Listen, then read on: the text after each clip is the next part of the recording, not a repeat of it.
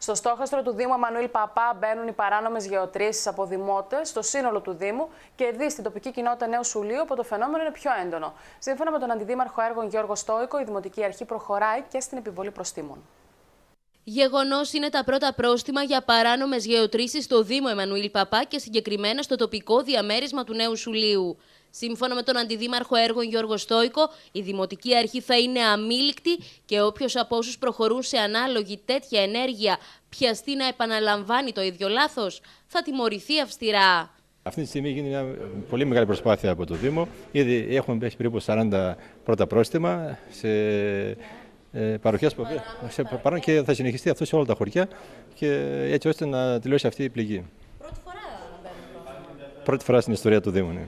Τι ύψους είναι, 300 ευρώ.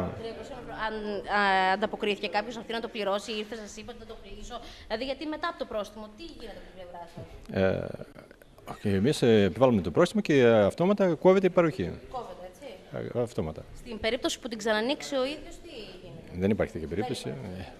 Σε ό,τι αφορά την επάρκεια νερού σε Νέο Σούλη και Άγιο Πνεύμα, πρόκειται για ένα πρόβλημα που αντιμετωπίζουν οι κάτοικοι κάθε καλοκαίρι, με τη Δημοτική Αρχή να πασχίζει να δώσει λύση και να μην υπάρχουν προβλήματα, με τον Δήμαρχο Δημήτρη Νότα να καλεί τους κατοίκους να είναι φιδωλοί στην κατανάλωση του νερού. Είναι γεγονός ότι στα δύο αυτά χωριά υπάρχει πρόβλημα όσον αφορά την ποσότητα του νερού. Υπάρχουν συχνές διακοπές την περίοδο του απογεύματος, όταν οι κάτοικοι κάνουν χρήση για να ποτίσουν και τα προκυπευτικά τους από το νερό της ίδρευσης.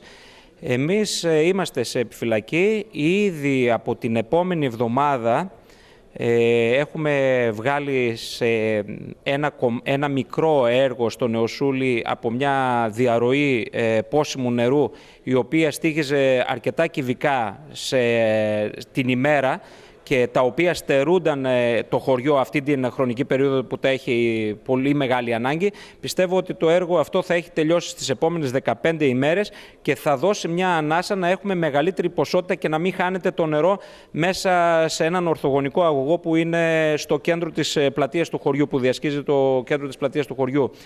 Για το Άγιο Πνεύμα ήδη προμηθευτήκαμε μία ακόμη αντλία. Από αύριο κιόλας θα πάρουμε κάποιες ηλεκτροβάνες.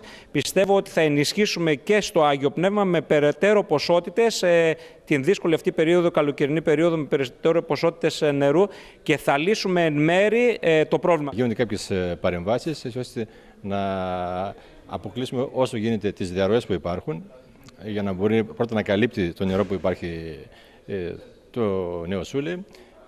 Από εκεί πέρα, για την ποιότητα του νερού και εκεί γίνονται οι μετρήσεις κανονικά, δεν υπάρχει κάποιο πρόβλημα. Αυτή τη στιγμή είναι στα κανονικά όρια. Το θέμα είναι, όπως σε όλα τα χωριά, ένα μεγάλο πρόβλημα είναι οι παράνομες παροχές που υπάρχουν. Καλό όμως όλους τους συνδημότες μας, τη δύσκολη αυτή χρονική περίοδο που οι θερμοκρασίες είναι υψηλές και όλα τα σπίτια χρειάζονται άφθονο πόσιμο νερό, να είναι λίγο προσεκτικοί στη χρήση, όχι μόνο γιατί το νερό έτσι κι αλλιώς είναι ένα κοινωνικό αγαθό το οποίο δεν αναπληρώνεται εύκολα, αλλά για σεβόμενοι και κάποιους συνδημότες οι οποίοι είναι στα ψηλότερα σημεία των οικισμών, στα οποία δεν φτάνει το νερό όλες τις ώρες της ημέρας. Σε ό,τι αφορά το δίκτυο αμοιάντου στο Άγιο Πνεύμα, η μελέτη για την αλλαγή των σωλήνων είναι έτοιμη και αυτό που αναμένεται είναι τα χρήματα ώστε να ξεκινήσουν οι εργασίες. Αυτή τη στιγμή δεν υπάρχει το παραμικρό πρόβλημα. Το νερό, όπως ξέρετε, από το Δήμο ελέγχεται σε σχεδόν εβδομαδιαία βάση. Έχουμε όλες τις μετρήσεις. Είμαστε μέσα στα όρια που πρέπει για να έχουμε καλό και πόσιμο νερό. Τώρα, σε ό,τι σχέση με τις σωλήνες, φυσικά είναι η πραγματικότητα.